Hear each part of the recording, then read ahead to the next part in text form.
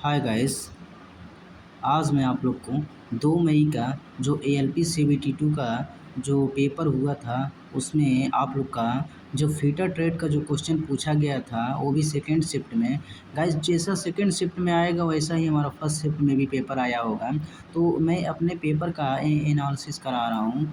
Analysis नहीं है guys, जान लीजिए कि मतलब सेम टू सेम वही चीज़ है। तो इसमें आपका जो भी क्वेश्चन पूछा गया था एग्ज़ाम में, मैं उसके बारे में बात कर रहा हूँ। आप लोग हूबहू मिला सकते हैं। आंसर की आने के बाद आप लोग इसको चेकआउट कर सकते हैं कि क्या मैं ये जो बनाया था ऑथेंटिक था या नहीं। तो गाइस चलिए मैं सीधे मुद्दे की बात करता हूँ, क्योंकि आप लोग के पास भी बहुत कम टाइम है। तो इसमें आप लोग देख रहे होंगे गाइस, इसमें आप लोग का जो ALP CBT2 का जो पेपर हुआ था सेकंड शिफ्ट का जो हुआ था और 2 मई को हुआ था।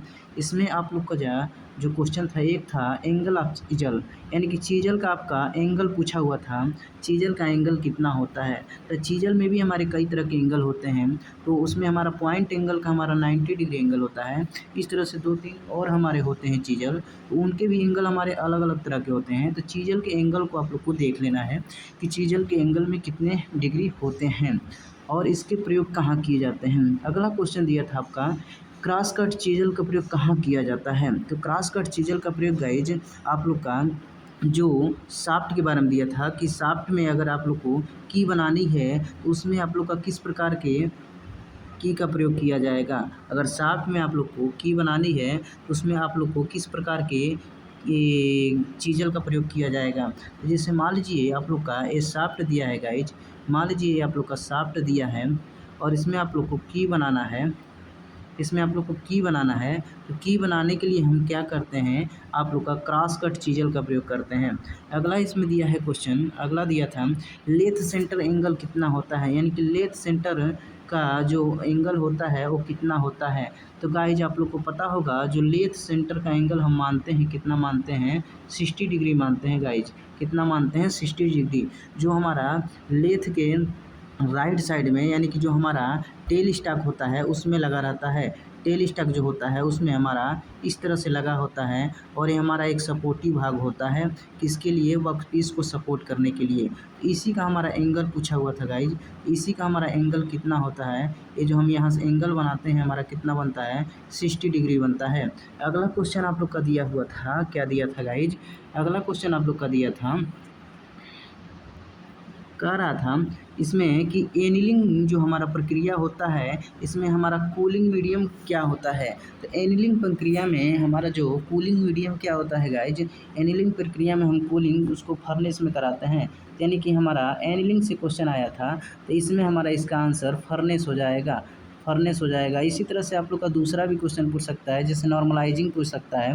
तो इस तरह के क्वेश्चन भी आ सकते हैं गाइज, तो आप लोग उसको ध्यान दीजिएगा, मतलब इस चीज़ से रिलेटेड क्वेश्चन देख सकते हैं।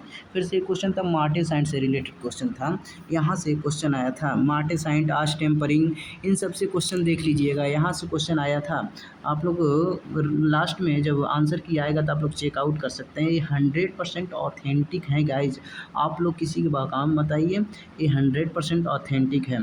कह रहा था एक यूज ऑफ प्रोटेक्टर, यानी प्रोटेक्टर का यूज़ कहाँ किया जाता है। तो जो गाइज आप लोग का प्रोटेक्टर का मतलब होता है क्या, चाँदा होता है। ठीक है गाइज, जो हमारा 0 से 180 डिग्री तक के एंगल को माप सकता है, 0 से 180 डिग्री के एंगल तक को माप सकता है। तो हमारा प्रोटेक्टर का काम क्या होता है, एंगल को मेजरमेंट करना। क्या काम होता है गाइज, एंगल को मेजरमेंट करना हमारा प्रोटेक्टर का काम होता है। इसी तरीके से आप लोग का अगला क्वेश्चन दिया था, कह रहा था वर्नियर कैलिपर का लिस्ट काउंट का डिफिनीशन क्या होता है। तो वर्नियर कैलिपर के लिस्ट काउंट का डिफिनीशन जो पूछा था गाइज, तो उसको बताना था। तो क्या होता है गाइज, वर्नियर कैलिपर के लिस्ट काउंट का डिफिनीशन क्या होता है, इसके बारे में आप लोग इसके बारे में डिटेल से देख लीजिएगा, इसी को केवल ना देखिएगा, इसके अंतर्गत जितने भी क्वेश्चन बन सकते हैं उन सारे क्वेश्चन को देख लीजिएगा। आगे भी दिया आप लोग का गाइज, कह रहा था एक्मी थ्रेड जो होता है, एक्मी थ्रेड का एक फिगर आया था, कह रहा था ये हमारा किस प्रकार का थ्रेड है। तो हमारा ये इस तरह से क्वेश्चन था गाइज, हमारा इस तरह से फिगर था, इस तरह से था। ठीक है, तो इसमें हमारा जहाँ ट्रापेजॉइडल बनता है वहाँ पे हमारा किस तरह का थ्रेड होता है उसके बारे में पूछ रहा था। तो हमारा ए दिया था, तो ये हमारा एक्मी थ्रेड है, तो उसमें हमें एक्मी थ्रेड पे ट्रिक लगाना था। तो गाइज आप लोग का यहाँ से क्वेश्चन आया था, तो आप लोग का आगे भी क्वेश्चन आ सकता है, बटरेस थ्रेड का आ सकता है, नकल थ्रेड का आ सकता है, फिगर आउट, और उसमें से पूछ देगा सेम टू सेम इसी तरह से क्वेश्चन बनेंगे आप लोग का। फिर से एक क्वेश्चन दिया था अलाउंसेस क्लियरेंस से, कम से कम यहाँ से अलाउंसेस एंड क्लियरेंस से कम आप लोग का 3 से 4 क्वेश्चन आया था गाइज, चार कम से कम 4 क्वेश्चन आए थे। यहाँ से काफ़ी क्वेश्चन पूछे गए थे, तो क्लियरेंस एंड अलाउंस को भी देख लेना है आप लोग को। यहाँ से कैसे क्वेश्चन पूछा था गाइज, चलिए मैं आप लोग को बताता हूँ। यहाँ से पूछा था कि यहाँ से पूछा था यदि आपका होल का साइज अगर ज़्यादा हो और शाफ्ट का साइज कम हो, शाफ्ट का साइज क्या हो गाइज, शाफ्ट का साइज अगर कम हो तो हमारा यहाँ पे क्या होता है, तो हमारा यहाँ पे क्या होता है गाइज, तो इसको हम लोग कहते हैं क्लियरेंस। अगर होल का साइज अगर शाफ्ट के साइज से अगर कम हो तो हम उसको क्या कहते हैं गाइज, क्लियरेंस कहते हैं। इसी तरह से क्वेश्चन आप लोग का एग्जाम में पूछा गया था। हम ज़्यादा लंबा वीडियो नहीं बनाएंगे, आज का बस इतना ही वीडियो, और भी बाकी सारे क्वेश्चन पूछे गए थे, याद नहीं आ रहे हैं, जितना हमें याद आ रहा था उतना हमने इसमें डाला।